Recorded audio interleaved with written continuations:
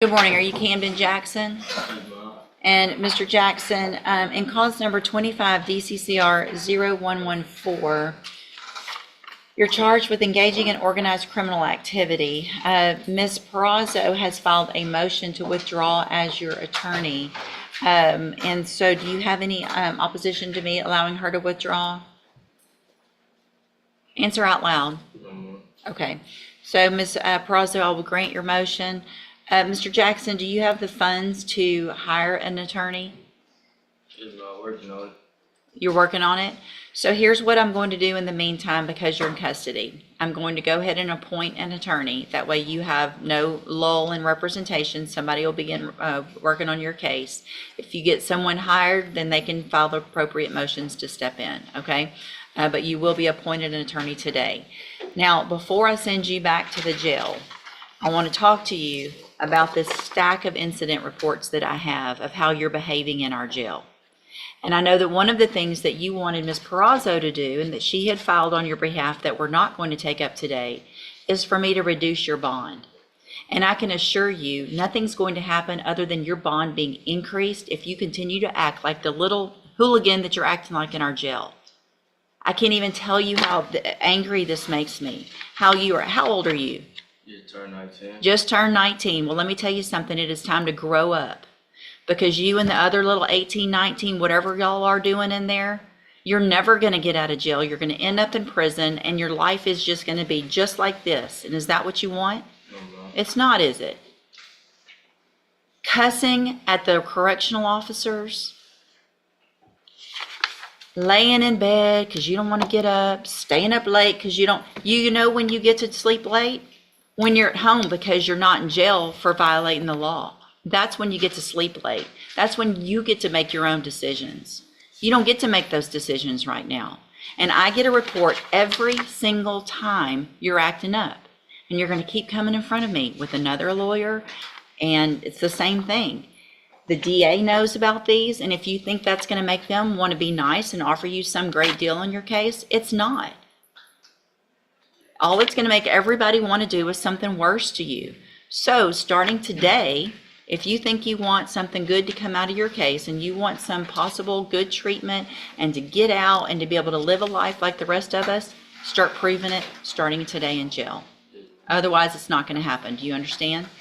All right, go back with the bailiff. Thank you, Your Honor. Thank you. Mr. Kimler, you have Corey Carter. I thought this was set for a plea. Well, it was, so they would. I'll give the court explanation, Your Honor. It was gonna. Judge, we discussed what I thought was gonna be a solid agreement, and then after reviewing jail disciplinary, I just didn't think the court would approve it. So, I upped my offer, which is being refused. Yeah, just to be clear, Your Honor, I had gotten Mr. Nichols to extend an offer of 4 years, which Mr. Carter was prepared to accept, and that's when I set it on the docket today to plea. I was contacted by Mr. Nichols yesterday and advised that he was withdrawing that offer based upon the jail write-ups, which I've been provided with, and that the offer was now 6 years and with a 7-year cap, and Mr. Carter previously refused 5 years, so I did another refusal. So, Mr. Carter, how old are you? 17. 17 years old. And do you realize now what you acting up in jail has already cost you? Do you really? Tell me what it's cost you. Well, some of your life. But you had already talked about a deal in your case that sounds like you were going to accept. Is that right? And because you can't behave and follow the rules in jail, and I get those reports, and the district attorney's office gets those reports, and your attorney gets those reports, they decided you don't deserve that, and I don't disagree with them. So here's what happens now. If your case goes to trial, and I'm going to go through some things in a few minutes about that, and you get found guilty in that trial, that jury can also hear all of those reports, every last one of them. And if you think this man right here ain't gonna bring those in and show that jury why you don't deserve any mercy or whatever, he's gonna do it. I would if I were him. So if you're gonna be in front of a jury, or you're gonna be in front of the judge, or someone who's deciding what happens to your life, you might ought to change what you're doing in that jail. I just had a talk with another young one. I don't know what's going on in that dorm with all of you young ones, but what y'all all need to do is look at each other and say, I don't want to go to prison for a long time. If you do, you go act up over there. And man up and say, I'm not going to behave like that. Because you're a man now. And you're in felony court. You don't feel like a man. Your brain's probably not functioning like a man. But you are in felony court like every other grown-up man. And if you make kid decisions and think that horse playing and treating the people that are trying to work there the way you are is going to get you anywhere, it will. It's going to get you in there longer. Does that make sense? So what you're charged with is the third-degree felony offense of deadly conduct discharging a firearm from October 13th of 2024. And what that And means... Judge, I'm sorry to interrupt again. Yes. He has a juvenile adjudication, which he is actually on parole for. Felony conviction. And it's a felony conviction. My understanding, and I need to file the proper notice, my understanding is that can be used to enhance him to a second degree. I don't think it precludes him from maybe getting probation from a jury. I need to make sure I vet that out through the family code.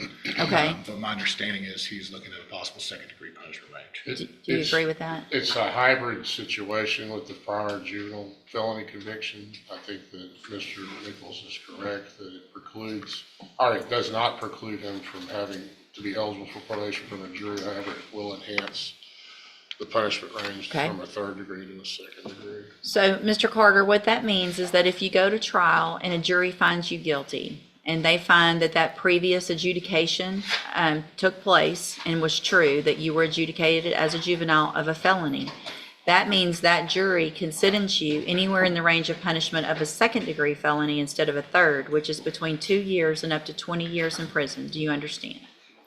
And I have a plea bargain rejection that you've signed with Mr. Kimler that shows that the district attorney's made an offer, if you wanted to enter a plea of guilty, for a 6-year term in prison or for a 7-year cap to me.